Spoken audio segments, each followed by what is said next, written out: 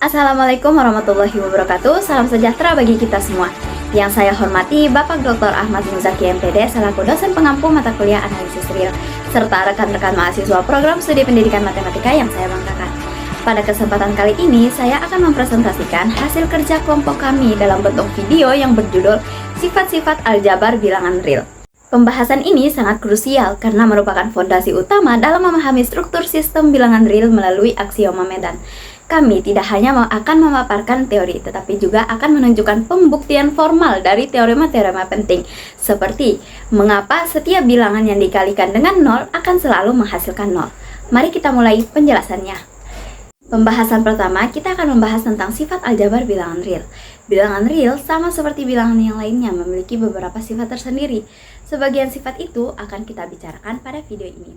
Sifat-sifat yang akan kita pelajari di video ini mengenai sifat aljabar. Kita akan membahas tentang aksioma-aksioma aljabar bilangan real. Jika kita memandang bilangan real sebagai sesuatu aljabar, yaitu himpunan dengan dua operasi well-defined, yaitu penjumlahan dan perkalian, maka struktur dari bilangan real adalah sebagai suatu lapangan atau file karena memenuhi hal berikut. Yang pertama, kita membahas tentang aksioma penjumlahan. Untuk setiap A, B, C merupakan bilangan real. Di sini ada yang sifat pertama yaitu sifat komutatif, yaitu A tambah B sama dengan B tambah A. Yang kedua ada sifat asosiatif, yaitu A ditambah B tambah C sama dengan A ditambah B tambah C. Yang ketiga ada elemen identitas. Terdapat elemen 0 di bilangan real sedemikian hingga 0 ditambah A sama dengan A untuk semua A. Yang keempat ada elemen inverse. Untuk setiap A terdapat elemen negatif A merupakan bilangan real sedemikian hingga A ditambah negatif A sama dengan 0. Yang kedua, kita akan membahas tentang aksioma perkalian. Untuk setiap A, B, C merupakan bilangan real. Sifat pertama yaitu sifat komutatif, yaitu A dikali B sama dengan B dikali A. Yang kedua ada sifat asosiatif, yaitu A dikali B dikali C sama dengan A dikali B dikali C. Yang ketiga ada elemen identitas. Terdapat elemen 1 yang merupakan bilangan real dengan 1 tidak sama dengan 0 sedemikian hingga 1 dikali A sama dengan A untuk semua A. Yang keempat ada elemen inverse. Untuk setiap A tidak sama dengan 0 terdapat elemen 1 per A yang merupakan bilangan real sedemikian hingga 1 dikali 1 per A sama dengan 1. Yang di sini ada aksioma distributif, yang dimana sifat distributif yaitu A dikali dengan B ditambah C sama dengan A kali B ditambah A kali C. Ke-10 aksioma ini secara kolektif mendefinisikan bilangan real sebagai suatu file atau lapangan. Kita akan membahas tentang teorema fundamental atau perkalian dengan 0. Di sini yang pertama yaitu jika X adalah bilangan real yang memenuhi X ditambah A sama dengan A. Untuk setiap A merupakan bilangan real, maka X sama dengan 0. Yang pertama di sini kita akan membuktikan bahwa angka 0 itu unik. Jika ada bilangan X yang kalau ditambah dengan A hasilnya tetap A, maka X itu pastilah 0. Mari kita lihat langkahnya.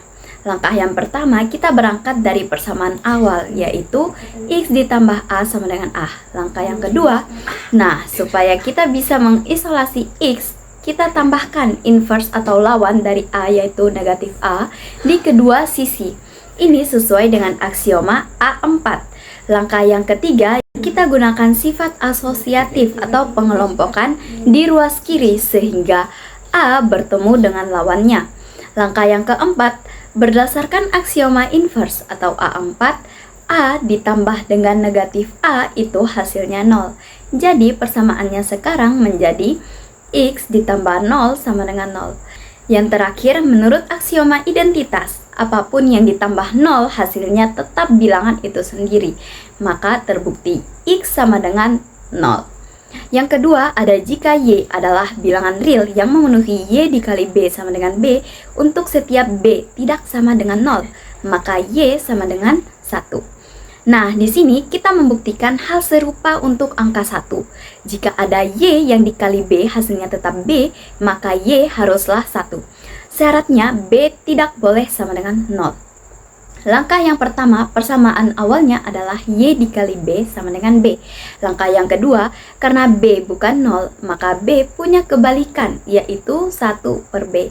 Kita kalikan kedua ruas dengan 1 per B sesuai aksioma M4. Nah, selanjutnya kita gunakan sifat pengelompokan atau asosiatif perkalian, yaitu M2, agar B bisa bertemu dengan kebalikannya. Langkah yang keempat, Sesuai aksioma inverse perkalian atau OM4, bilangan dikali kebalikannya adalah 1. Langkah yang kelima, berdasarkan aksioma identitas perkalian yaitu M3, Y dikali 1 adalah Y. Jadi terbukti Y sama dengan 1. Nah, pembuktian yang ketiga yaitu pembuktian utama. Jika A merupakan bilangan real, maka A dikali 0 sama dengan 0. Nah, sekarang kita sampai di pembuktian yang paling sering ditanyakan. Kenapa bilangan apapun yang dikali 0 hasilnya 0? Kita akan membuktikan bahwa A dikali 0 itu berperan seperti identitas penjumlahan. Langkah yang pertama, kita uji dulu ekspresi A dikali 0 ditambah A. Pertama, kita ubah A yang di belakang menjadi A dikali 1 menggunakan aksioma identitas M3. Langkah yang kedua, sekarang karena keduanya punya faktor A, kita gunakan sifat distributif untuk mengeluarkan A-nya. Jadi, A dikali 0 ditambah 1.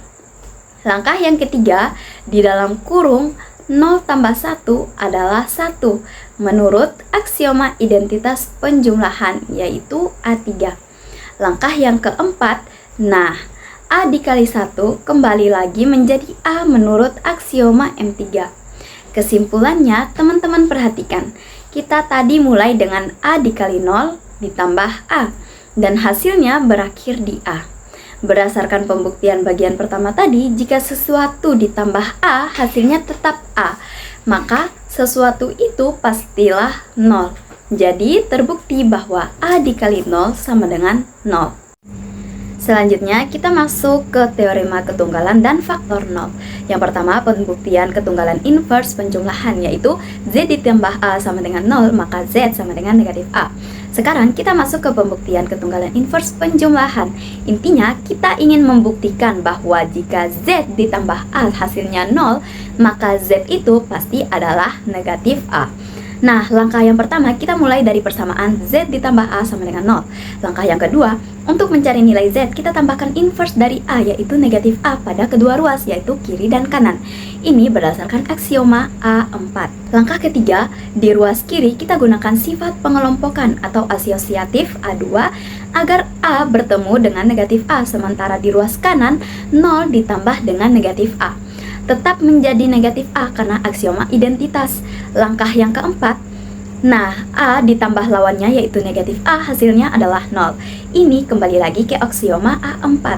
Langkah yang terakhir yaitu karena Z ditambah 0 adalah Z, maka terbukti bahwa Z sama dengan negatif A. Yang kedua, kita pembuktian ketunggalan inverse perkalian yang dimana Y dikali B sama dengan 1, maka Y sama dengan 1 per B. Pembuktian kedua mirip dengan sebelumnya, tetapi kali ini untuk perkalian.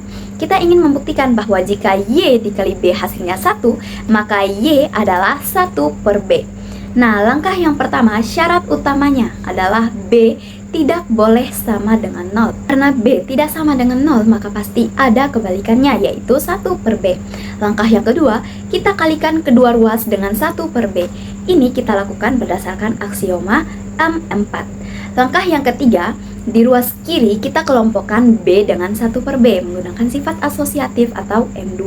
Di ruas kanan 1 dikali 1 per B hasilnya tetap 1 per B sesuai aksioma identitas M3. Nah, langkah yang keempat, sesuai aksioma inverse perkalian atau M4, B dikali dengan 1 per B adalah 1. Jadi, Y dikali 1 sama dengan 1 per B.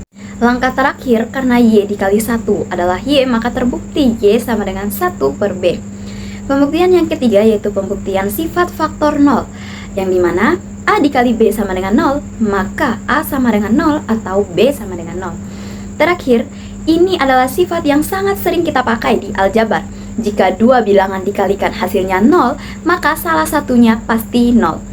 Cara membuktikannya kita bagi menjadi dua kondisi. Kondisi pertama, jika A sama dengan 0, maka otomatis pertanyaan ini sudah benar dan terbukti. Kondisi yang kedua, namun bagaimana jika A tidak sama dengan 0? Jika A tidak sama dengan 0, maka A punya kebalikan yaitu 1 per A. Di sini langkah yang pertama kita ambil persamaan A dikali B sama dengan 0. Lalu kita kalikan kedua ruas dengan 1 per A. Langkah yang kedua, kita gunakan sifat asosiatif di ruas kiri agar 1 per A bertemu dengan A.